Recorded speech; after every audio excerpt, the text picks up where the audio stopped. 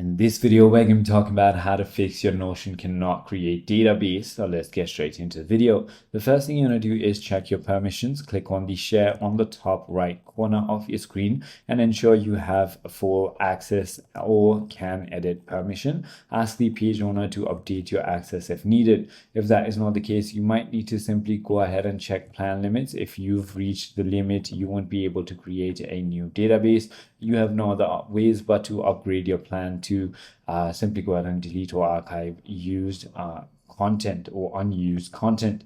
You want to simply make sure that you're in the right page as well. You can't create a database in a logged page, a published page, a synced block page, or a template button page. You want to also try to use a different method, type /database and select a database inline. You can also click the plus icon in the page and choose database.